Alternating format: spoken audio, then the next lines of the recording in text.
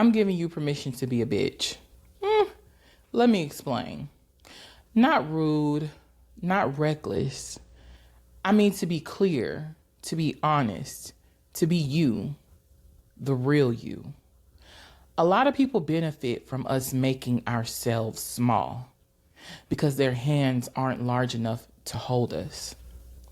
So they'll convince you that you should settle for this small space that you're currently in. You should be grateful that you even have this small space that you are currently in. Why would you want to find a space that is more comfortable for you, that is more suitable for you? Why would you want to leave this tiny little space that doesn't allow you to grow right here in the palm of my hands, where I can control you, where I can stunt your growth, where I can squeeze you and let you know when you're doing too much, where I can keep control of you and make sure you don't go as far as I want you to go? Now that may sound very, very extreme, but I promise you, you have met at least one person who has benefited from you not being clear about what you need, not being clear about what you want, not being confident enough to go after what you want, and not continue to settle for things that do not fit you, that are not for you, that are not enough for you. I made a post recently about it's so easy for us to look internally and say that we are the problem, instead of saying maybe the environment isn't the problem. Maybe I should be somewhere else. Especially since I've been here for so long, it can't be the environment because I've been here for so long. But we don't give ourselves enough credit. We don't really take a look at ourselves and see how much we've grown, see how much we've changed. You could have accepted something a week ago that you no longer accept today. You can outgrow an environment in a minute, in a second.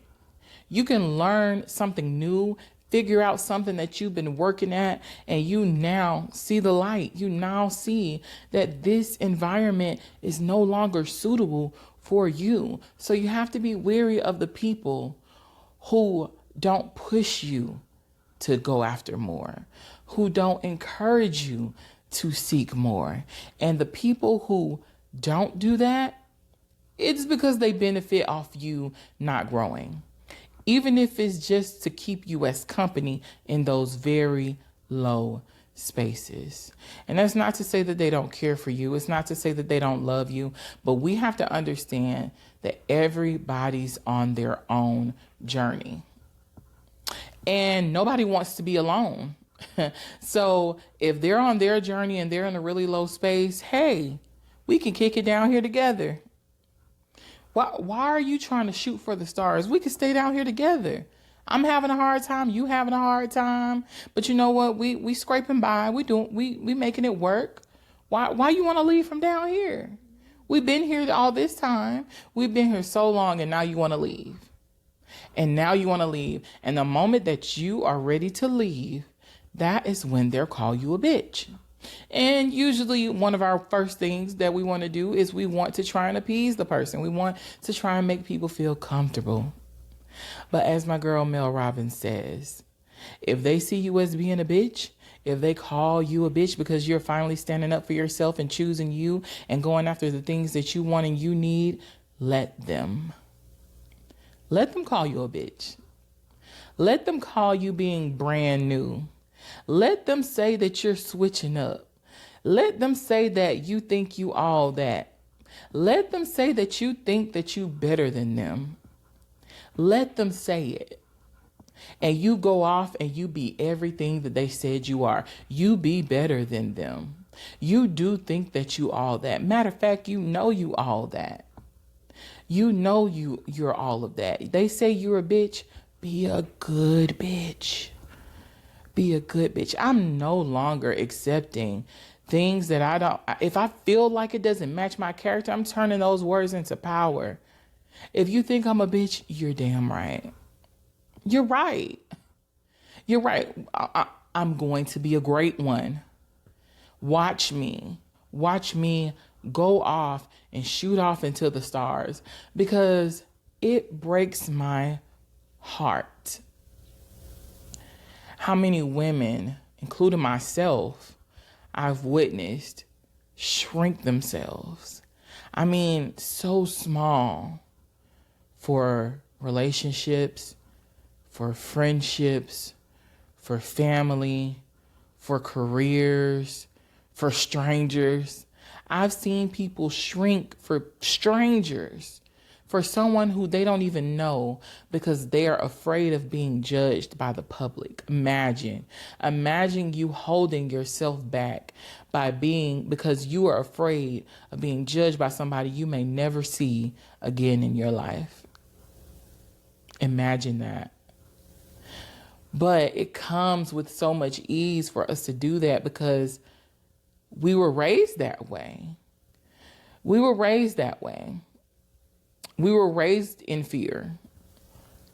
We were raised to work hard. You can dream, but it has to be a reasonable dream. You know, you can be a dentist. You can be a lawyer. You can be a doctor. You could be a nurse. Practical things. Don't dream too big, because who does that? Who have you seen in your community that has been able to do those things? When I became an adult, I felt so far behind in a way, because I'm not only putting this on my parents, but even the school system. They don't let you know what all of your options are. And so you're stuck and you're confused and you're like crabs in a bucket, because they mentally put you in a bucket. They mentally have you believing that you can only do a handful of things. And now all of you are fighting for this handful of things when there's a whole world out there, a whole world full of opportunity, a whole world full of options, a whole world full of dreams and aspirations and careers that you can chase that you didn't even know existed. And so you find yourself in your 30s, maybe even your 40s or 50s or whatever age you are, and you're just now getting a chance to see the world. You've been living all these years and you're finally getting to see the world, what is really out there, what you've really been missing out on, because we got out here as young adults. We put our heads down, we worked, we made sure our bills were paid. Some of us had children, some of us were in relationships. We were doing all that we had to do to survive. We were being obedient. We were taught to be obedient. Don't go outside of the lines. Color within the lines. Because the moment you try to step outside the lines, you're being disrespectful. You're being disobedient. You're being angry, aggressive. You're being a bitch. That is what we were taught. And nobody wants to be called a bitch. Nobody wants to feel like they're hurting someone, because they want to grow and they want to be better and they want to shoot for the stars. And the truth is, they have you chained by their own insecurities.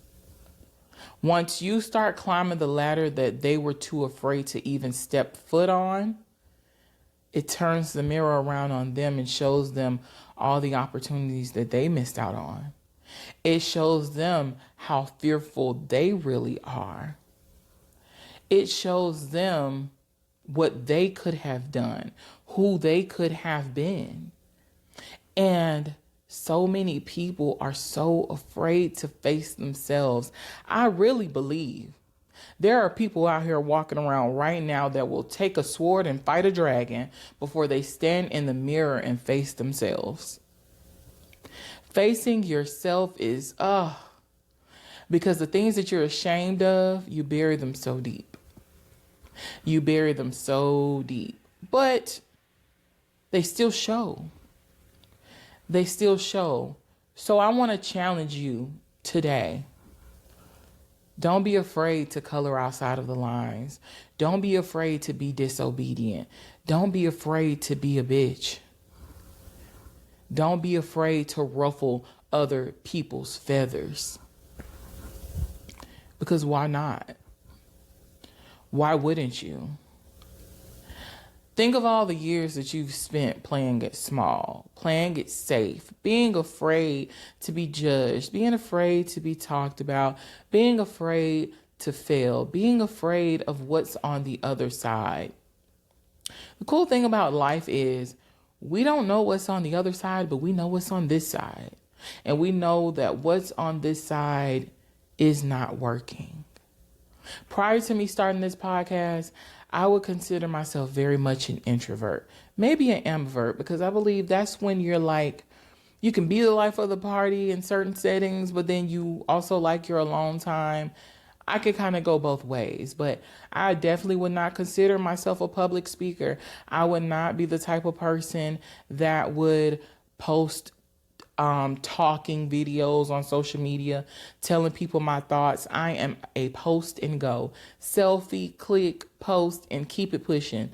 That was me, because my way of thinking, for one, even if you listen to me talk, you may hear me jump sometimes. And I never want to be judged for feeling like, I never want to be judged for seeming like I can't stay on topic or I go off track, because that's just where my brain is. But I never felt completely comfortable with speaking and letting my voice truly be heard. I would be nervous. And it's like, what if what I'm saying doesn't make any sense? Sometimes I have thoughts, and when it's time for me to tell somebody, listen, I don't know which way it's going to go, because I have a lot of thoughts going on constantly. I haven't completely been diagnosed, but I'm pretty sure after my next couple visits, my therapist may tell me I have a little hint of ADHD. I don't know, but I have done some research, and baby, the proof is in the pudding. But that's neither here nor there. But nobody really wants to be judged. Nobody wants to be criticized for something, especially that they hold close to them, like your voice. Your voice is so important. And if you've spent so much time being quiet and you finally speak and somebody tells you, oh, what you're saying, you sound stupid, it doesn't make any sense, how can you come to that conclusion?